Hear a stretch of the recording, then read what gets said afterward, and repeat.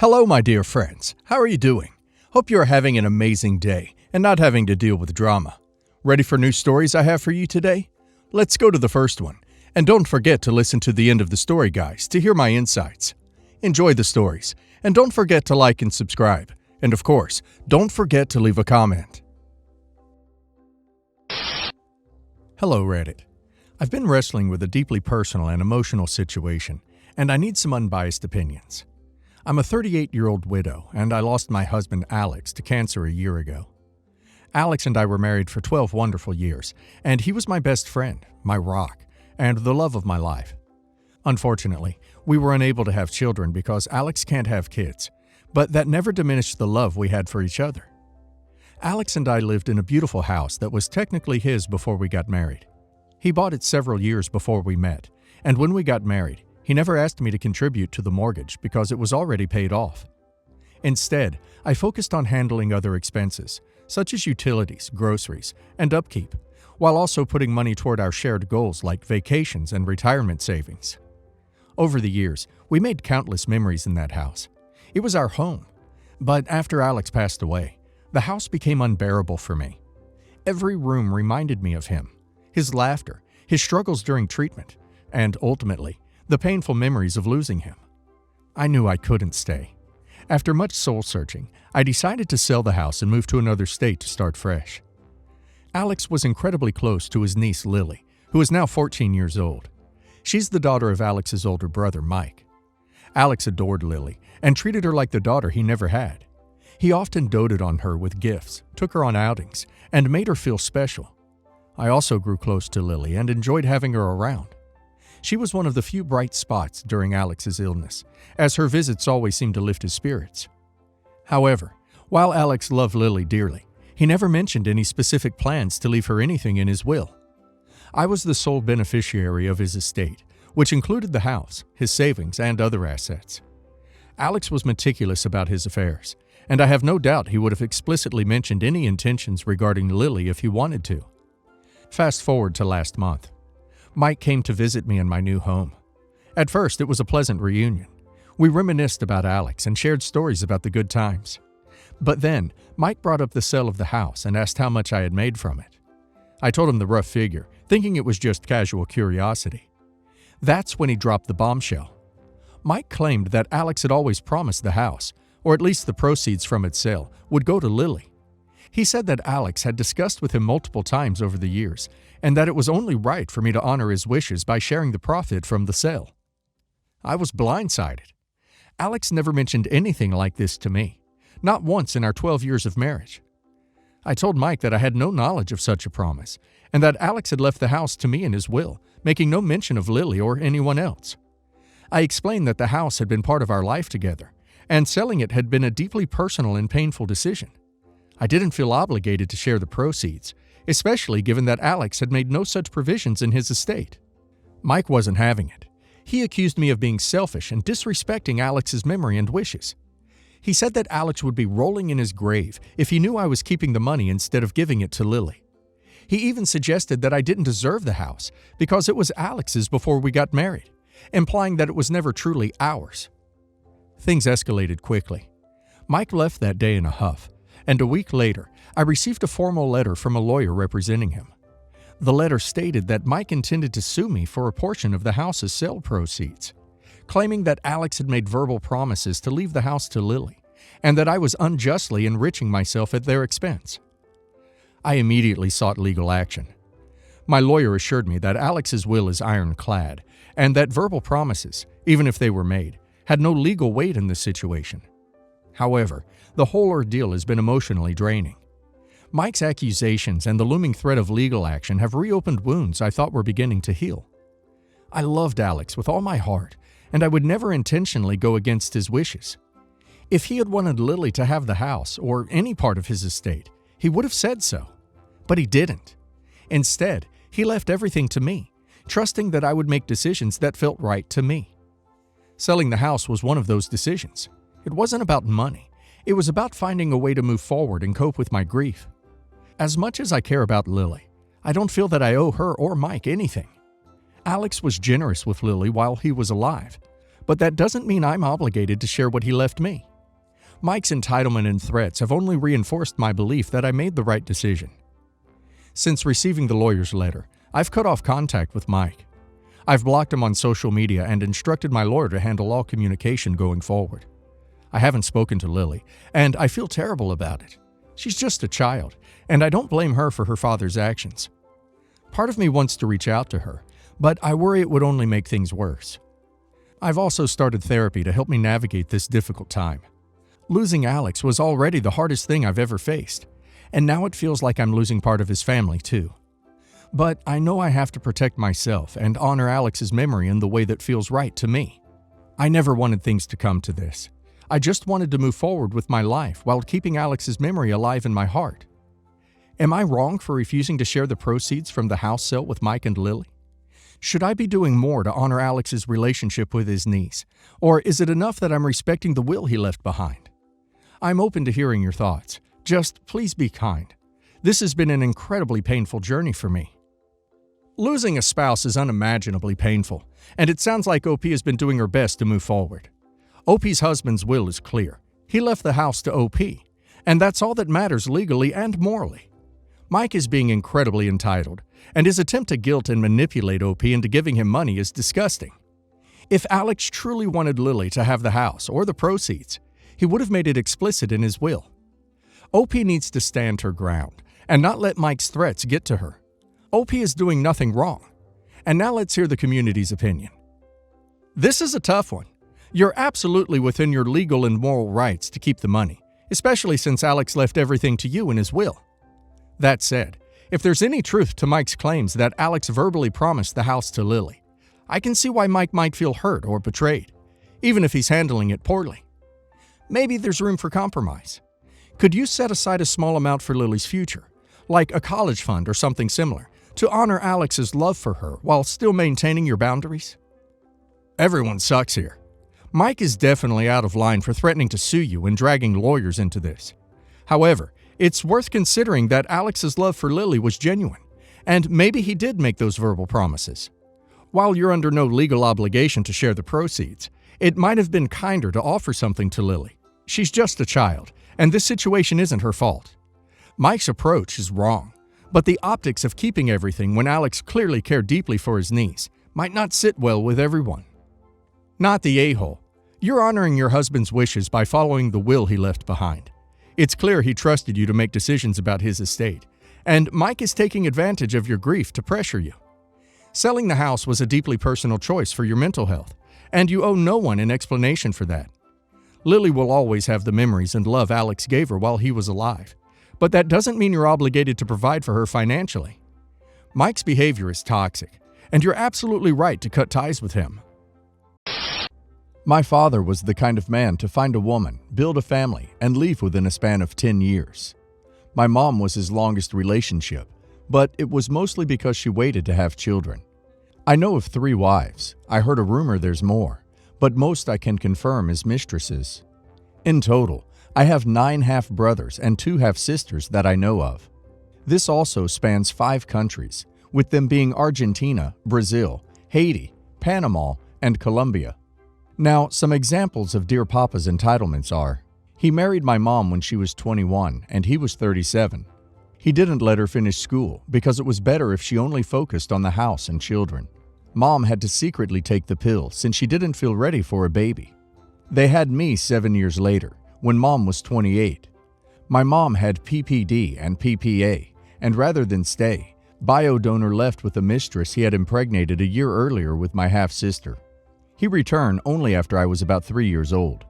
I want to point out that my sister's mom had no idea my mom or I existed. Bio-donor stayed with them until I was 12. Then he left my mom for a woman that was 18 on the dot. She's the mother of my baby half-brother. After my parents' divorce, my bio-donor left my mom with $38,000 in debt. That's the cost of a 6-bedroom house in my home country to this date.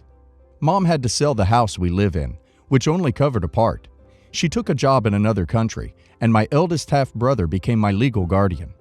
It took my mom 2 years before she came back and made her company, paid the debt, and I was able to move back with her. By this point, my mom knew 4 of my father's mistresses. My mom's company turned out to be very profitable, and suddenly Pops decided to claim spousal support. He had only paid $50 of child support in 4 years. I was 16 by then. He also called my sister and I to demand that we drop from school so we could work and send him the money for his baby son. Or, and I can still quote to this day, "You go to a fancy school, get pregnant with a rich boy's baby, and he will maintain all of us." When I was 18, I didn't immediately go to college. My mom needed help in the company, so I decided to postpone for a year. I started working for her and took another job in a museum as a translator. I was not making that much money, about $5 an hour. My sperm donor sent me a bill for a grand total of $230K for life expenses. My mom remarried when I was 20. My stepdad is amazing, and he is the father I never had. Stepdad is American and suggested for all of us to move together to the States. My mom left her company to my uncle. He still manages it. Stepdad sold his old apartment, and they kept my mom's house to be rented to relatives. Sperm donor contacted my mom after 2 years of radio silence to demand money from my stepdad's apartment sale. He said he would sue, and while he didn't have a leg to stand on, stepdad gave him $20K to shut him up. He then told my mom he wanted my college fund for his youngest son because I was female and there was no point in me going to college. Mom told him off. I lost contact with him. He tried to reconnect multiple times, but I never gave it a chance. He died in 2020 from presumed S. Don't know the details, and to be sincere, never really cared. This morning I got an email from a man in my home country demanding I pay him some debt my bio father had to him. He told me that my bio dad had said I would pay all his debts if he was to die, that he had a signature for me on a contract in 2018. I laughed and told him I've been in the US for 7 years and have not been to my home country since I left. I asked for the name in the contract. It was a very close approximation to my name, but not correct. Even the ID number he was given, our social security number comparative, was wrong by a few digits. I didn't give him my ID, just told him he had the wrong information. He was fuming and asked me how he was going to get his money. I told him he can try a Ouija board. Just to be safe, I called my uncle so he could have a lawyer ready in case of an emergency. This is, well, just a handful of examples of my late biological father. May he rest knowing all his children, ex-wives, and ex-mistresses didn't even care to go to his funeral. Wait, he married your mom when he was 37. You came 7 years later, so he was 44. He left when you were 12, so he was 56. And he got with an 18-year-old? Holy ducking yikes! I can't blame you for forgoing that funeral. I also feel sympathy for the guy who said you owed him money. He won't be getting that back, I imagine. To start, I am a newlywed to my wonderful husband who takes care of his grandmother. He's a total gem. His uncles and his mom are wonderful. His aunt is a completely greedy woman, though, who believes everyone is out to serve her or help her monster kids succeed in life. Let me give you a bit of backstory. This woman, who I shall refer to as S, has so much wrong with her mentally, it's hard to begin on one thing. She makes her money from divorcing people and thinks menial labor is beneath her. Real labor, real work is not for her, and she scoffs at people with retail jobs. She also calls herself a strong-willed feminist who believes in the word of God. Okay then. She's rich, has 3 extra houses she keeps from divorces and leases, and the saga continues with how much more she wants. Let me elaborate. Well, when her mother, my husband's grandma, decided to give an idea who gets what in her will, S immediately starts in, holier-than-thou tone, announcing, well, obviously I get the house, I deserve it, and refuses to drop it, until Grandma downright told her to shut the hell up. My husband actually is the one inheriting the house, which drove her insane. My husband has taken care of his grandmother daily for like 19 years. She's 88, almost 89. Ever since my husband was a child, S apparently despised him and has held this grudge to his adult life. Like, why on earth would a grown woman hold a grudge at a 4-year-old and keep hating him until his adult life? Neurotic woman. Every time he speaks calmly to her, she claims he's being so mean when he barely criticizes her. Also, just a note, S has been asking for fat checks from her mother for years while doing nothing for her in return. Still not too bad, right? It gets so much worse.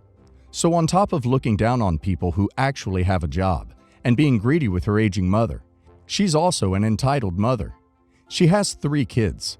Let me give you an idea of what they're like. One of them, the oldest and the only girl, despises her mother and brother and has branched off. That's great, actually, and takes after her father. The oldest boy, he's a Patreon surviving fan writer. Let that sink in. Is incredibly whiny, entitled, and thinks he's gifted beyond compare in all things. When really he's just a starving artist who can't get anything off the ground. He refuses to accept anything less than the magnificence he thinks he deserves. No hard work from him. Nope. And then we have the youngest. Quite the saga with him. The youngest is in fact only 5, severely autistic, and please remember, S is in her late 60s. It was a surrogate and her demanding another child in her mid-50s that this boy exists. The issue with the youngest is the fact S believes all people love him and his presence. He behaves horribly, but I truthfully don't hate him, just his creator. His behavior is deplorable though. He screams constantly, runs in circles, throws food and plates, punches other kids, and is a general disaster to be around, but can in fact be calmed at times with some help. And yet S is the type to say he's smarter than any of us as children. He's so gifted, so much more than any of you, and will legitimately, during family events such as birthdays, give a person a framed picture of the little monster, despite not having any real affection for him. She got us a pillow with his face on it. Great, we can sit on it, put our butts on his big face. Awesome. We invited said half of the family over for Christmas of 2019, purely because Grandma said she wanted the family to be civil and together for one day. This went horribly. The oldest boy demanded he not come because my husband would probably be a jerk to him and make him more depressed, when in reality, my husband is nothing but gentle and kind to this sad excuse for a man. Then, S brought the little boy over, and he proceeds to do horrible things to Grandma's cats, smacking them around, yelling, "Kitty, Kitty Fuzzy," and breaking ornaments by throwing them on the wall or ripping pieces off. Then, he did the worst thing of all. Grandma's husband passed away a long time ago, but she kept his armchair, which has some holes in it, tears at some edges. She still uses it every day. This toddling nightmare proceeds to rip an entire section of the chair off with a huge grin and made Grandma cry. Her daughter's response? "Oh, stop, Mom. You know he just worries at things like that. Holes make him upset. You should have known." And she didn't scold her child at all. Brat was laughing.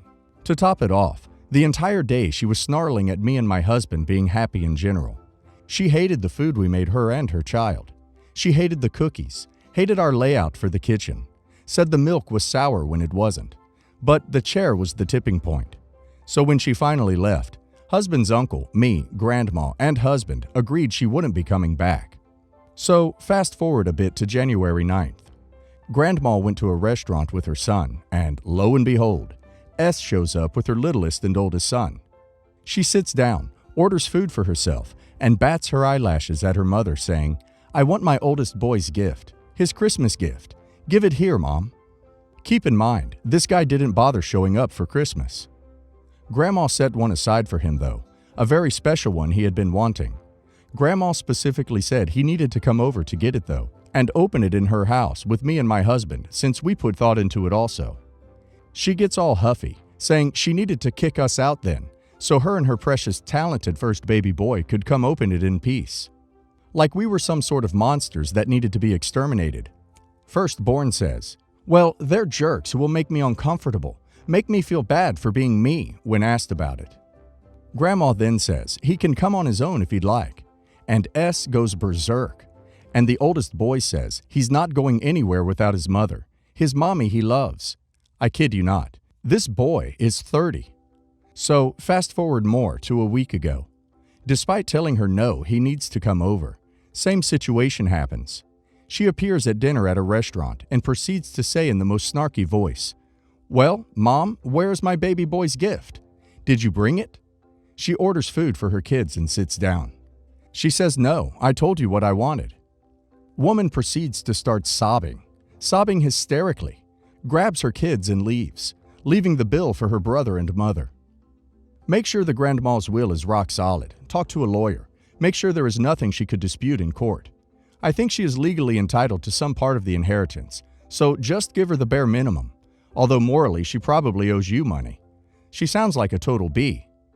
There should be a clause that states that she has already had the money she would have been left through countless checks over the years. My sister is 5 months pregnant. She has dealt with fertility issues for most of her life, and now, thanks to IVF, her baby is on the way. During Christmas, the entire family went to our grandma's house to celebrate together. My sister brought this pretty box and put it at the center table in the living room. She didn't explain what it was for, but I saw some people putting money in it. I figured out it was a donation box, but our family is pretty big and everyone was trying to make the most of being together, so I ended up forgetting about it. Jump to yesterday. I get a text from my sister saying she was disappointed that I didn't donate to the baby's fund. When I asked what she meant, she talked about the box. I told her I didn't know what it was and apologized for it. Everything was okay until today. I got another text from her saying that she hadn't seen any money from me in her account. Once again, I was pretty confused about what she was talking about, and she said it was about the baby fund. Since I hadn't donated during Christmas, I was supposed to Cash App her the amount. I told her she was being pretty demanding about this and asked what even was the reason behind the fund. She said that her finances had taken a hit from the IVF treatment, and now she needed help to set up the baby's room. Hence, the baby fund, which was her idea to get some money to remodel the extra room at her place. Money that would come from our family, her husband's family, and their friends. Now, there's just something in it that rubbed me the wrong way. First, ever since she announced the pregnancy, she has been getting gifts for the baby from everyone, me included. I'm talking about clothes, toys, blankets, decoration stuff. The list goes on. The amount of gifts doubled once we learned the baby.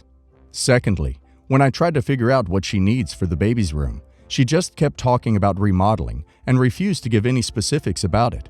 Sure, she can do whatever she wants for the room, but I think that it's necessary information even to figure out what amount I would even give. Finally, her whole attitude has just been extremely rude. I also think she's being entitled about the whole thing. I'm pretty sure there are other family members that didn't even get close to the box, so I'm wondering if she's doing the same thing to them as she's doing to me, which makes me even more miffed. So, would I be an a-hole if I didn't donate to the fund? Am I even an a-hole for considering not donating? I plan on giving gifts, but I don't really like the idea of this baby fund. Edit. I will be sticking to my guns and not donating. I will keep giving gifts though, but only stuff that can be used on the baby. Someone suggested diapers, so I might go with that for a while. I think I'll also call our parents to see if they know anything about this, and also so I can give an explanation just in case. Not the a-hole. This is incredibly weird and entitled. If she needs money, ask your parents for a loan. Passing the hat as if she's a college student throwing a kegger is bizarre. She chose this route, knowing the expense going in. Not to mention, I can't stand this culture of having over-the-top expensively decorated nurseries. Spoiler alert, the babies don't even sleep in the nursery for the first few months, nor do they care what it looks like. Not the a-hole. I understand her wanting a baby and going through IVF, but how isn't she prepared to financially support this baby? Why does she want a baby when she doesn't have the money for it and is now begging or demanding those around her for money?